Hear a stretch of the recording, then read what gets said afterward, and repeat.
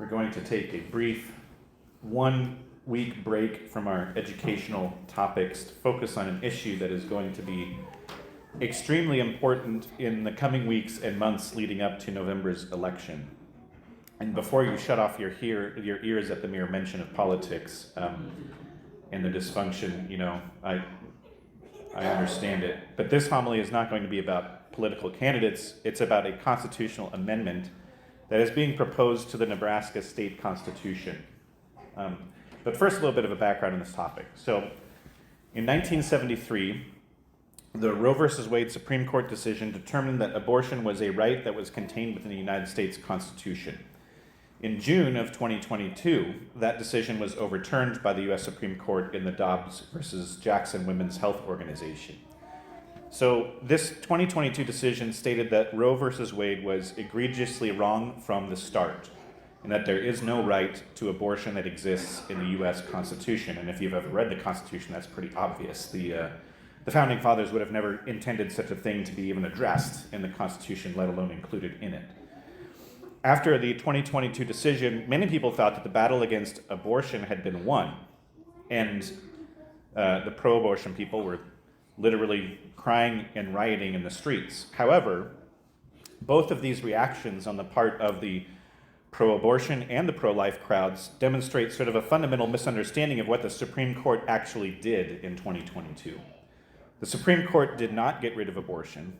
It simply stated that the right to abortion was not contained within the Constitution, but it also stated that it falls to the people and their elected representatives in their state legislatures to decide how to regulate abortion. And my immediate reaction was, we thought Roe versus Wade is going to be difficult. Now our work of being pro-life actually begins. And I was proven to be right. I warned people about this. The backlash on the state's level that followed the 2022 decision was extreme. Kansas had the issue of abortion before their voters in August of 2022, just a couple of months after the decision. And their pro-life proposal, which stated that no right to abortion should be held to exist at all in the Kansas Constitution, it failed. In November of 2022, 5 states had abortion on the ballot. California and Vermont easily passed initiatives to create a right to abortion in their state constitutions. Kentucky and Montana tried and failed to enact pro-life protections in their constitutions. Michigan faced a proposal asking voters to create a broad right to abortion, and voters approved that measure 57 to 43%. In the aftermath of the passage of this amendment, though, Michigan's pro-life laws were almost all repealed, including laws that required informed consent with minors, licensure and health inspection requirements for abortion facilities were all repealed. And in November of 2023, the same thing happened in Ohio. Voters faced a proposal asking them to create a broad right to abortion, and voters once again approved the measure 57 to 43%. Pro-abortion forces are now targeting all the states with Democratic ballot initiative processes that can bypass the state legislatures of that state to amend the Constitution. So instead of it running through the law process, it's just simply added to the Constitution of each state.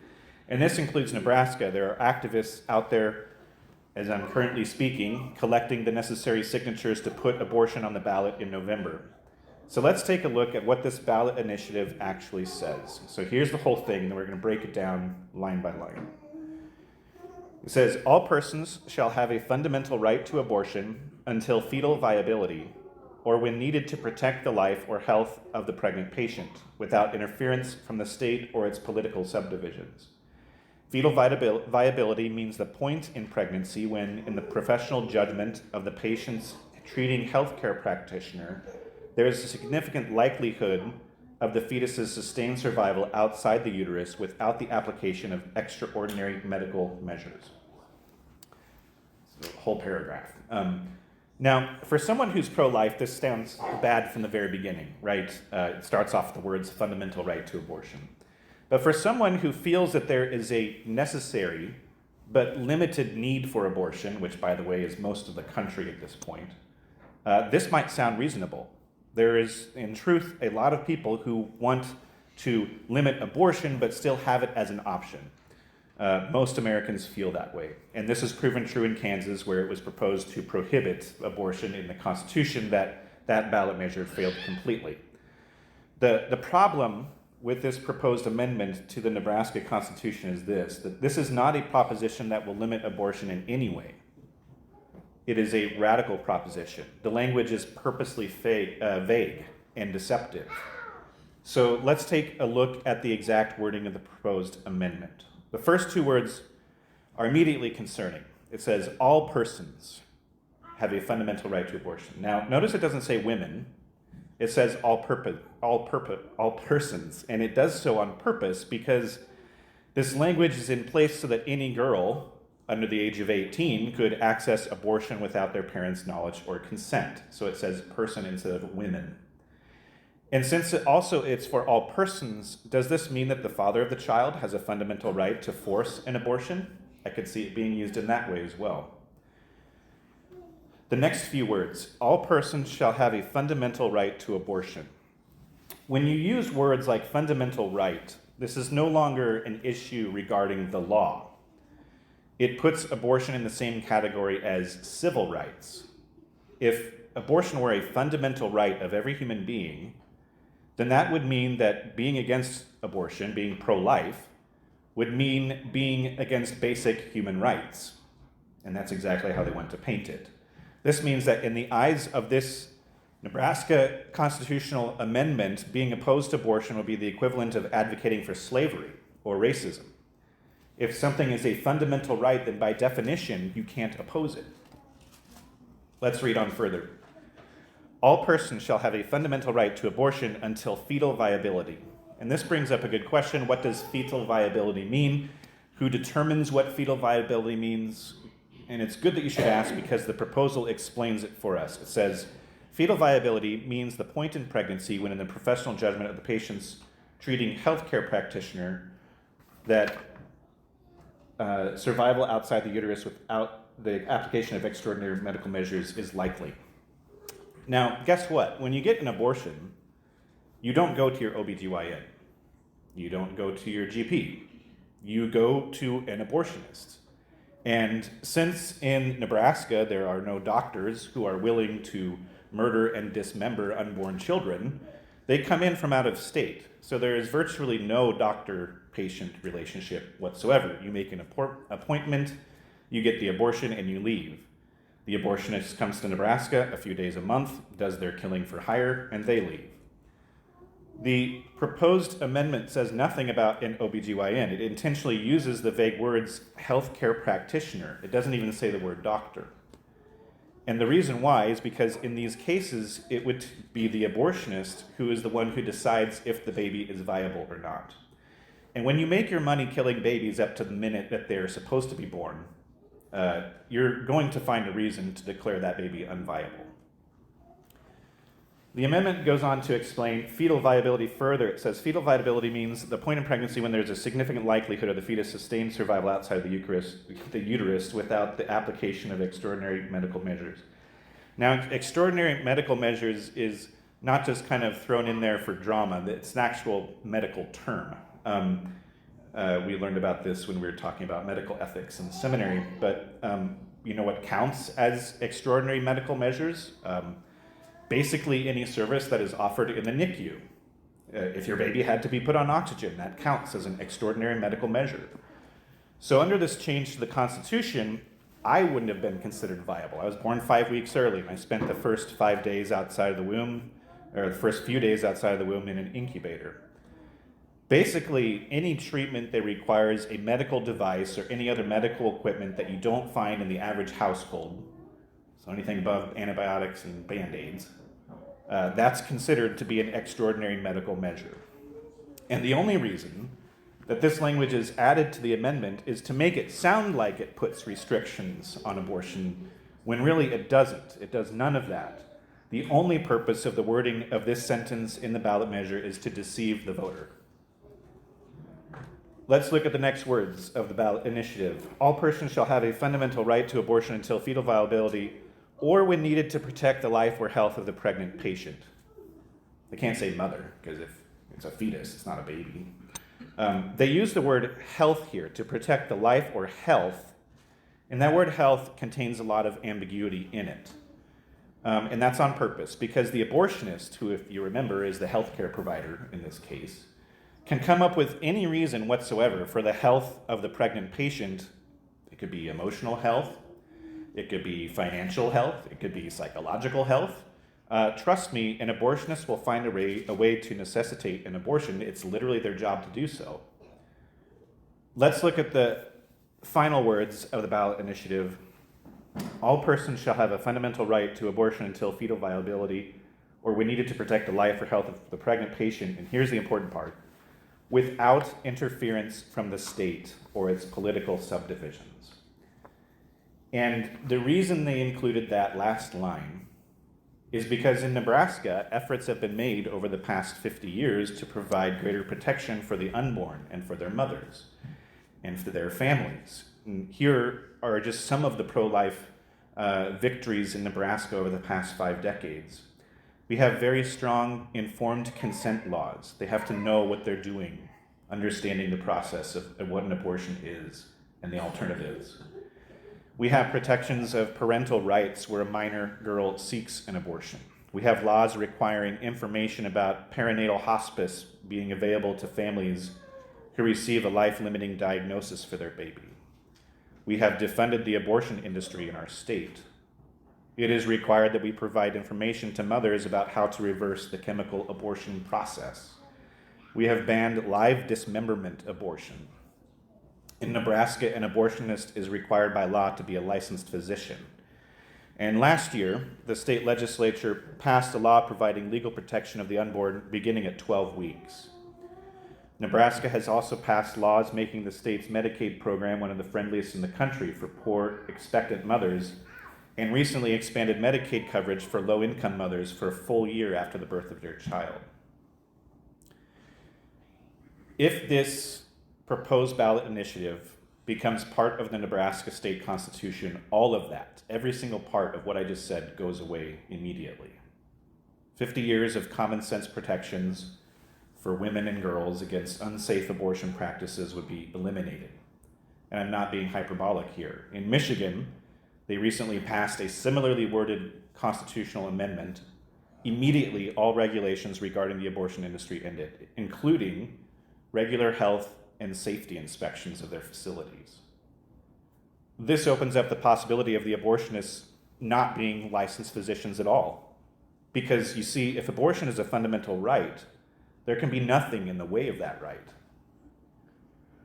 Not only does this constitutional amendment get rid of all past abortion legislation, it basically prevents future abortion legislation from even being attempted. And this is because you can't legislate against a constitutional right.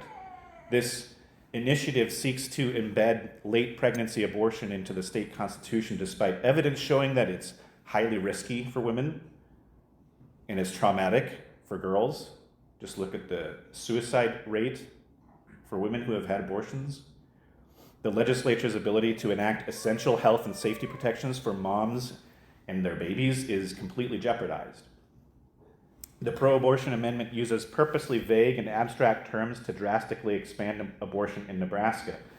Terms like viability can be manipulated by abortionists and are defined so broadly that even babies who require basic neonatal health care could be categorized by an abortionist as not viable. Nebraska law, as you probably already know, already allows first trimester abortion, and it provides exceptions for rape, incest, and life of their mother into the second and third trimesters. And that law is supported by over 60% of Nebraskans. But that's not enough for the abortion industry. They want to come into our state and change all of the laws that we have rightfully voted upon. They want it all. And as we speak, abortion activists are gathering signatures to put a right to late pregnancy abortions on the ballot in November of 2024 this year. So there are out-of-state radicals that are paid for by Planned Parenthood and lobbyists in Washington, D.C. They don't care about our state. They will leave when their work is done, just like the abortionists do. And so Nebraskans need to know how this proposal is dangerous, deceptive, and demeaning, and why it must be opposed. So what do we do about it? 3 things. Number 1, the first thing is to oppose the ballot measure itself. If someone from the group with the name Protect Our Rights asks you to sign something, don't. However, we pretty much already expect the pro-abortion activists will get the required signatures to put the measure on the ballot in November. It's probably likely going to happen. They have way too much funding and they have way too much time to do so. So it's a near guarantee that this will be on the ballot in November. The next step is to vote against it. I know that there are some of you who are not registered to vote. Now is the time to do so. Don't wait until November. The Catechism of the Catholic Church, which is the official teaching of the Church, says this: it is the duty of citizens to contribute along with the civil authorities to the good of society in a spirit of truth, justice, solidarity, and freedom. We're not talking about voting for some politician in Washington, D.C.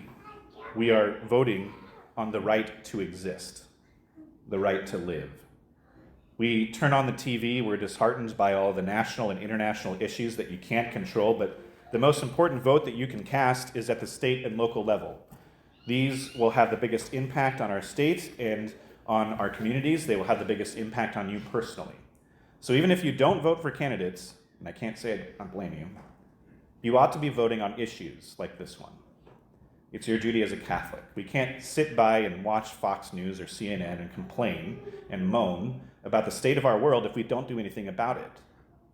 If you don't inform yourself, you're not only part of the problem, you are complicit with what is going on.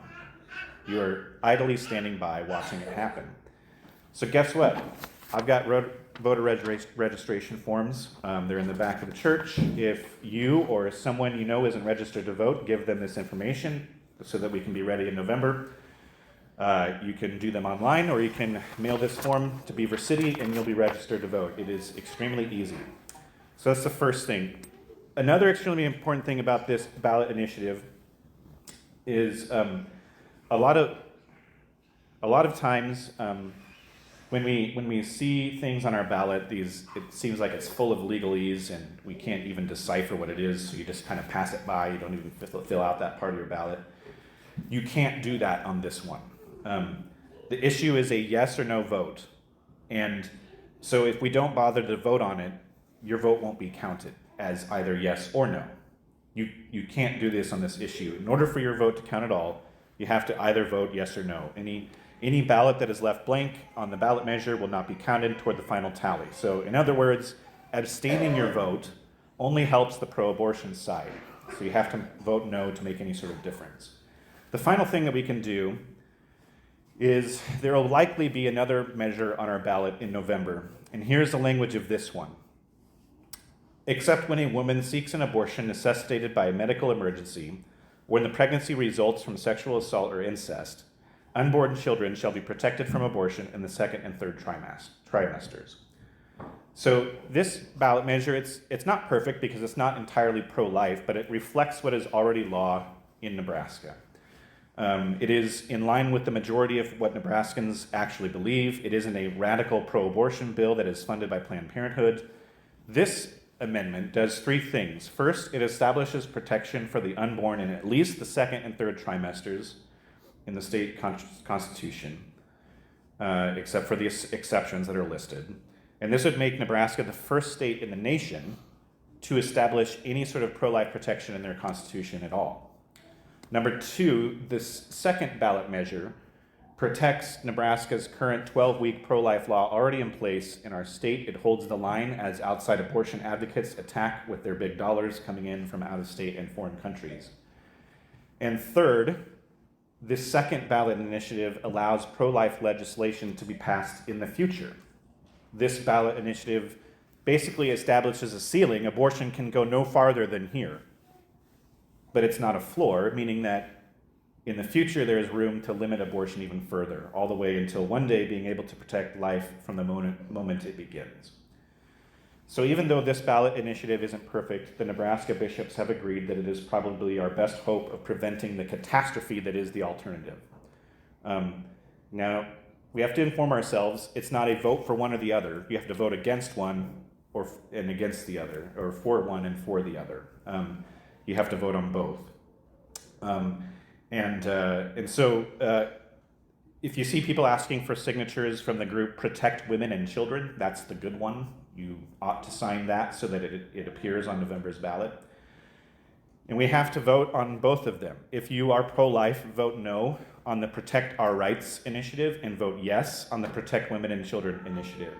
And thanks to a lot of work put in by our parish pro-life community, on May 30th, we are organizing an informational meeting with a question and answer session at the Fox Theater in McCook on May 30th. There will be more details about that in the coming days, perhaps even after Mass.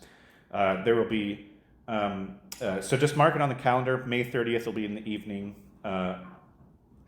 Right now, our main efforts need to be in getting the word out about this extremely important issue. This weekend, we celebrate Good Shepherd Sunday.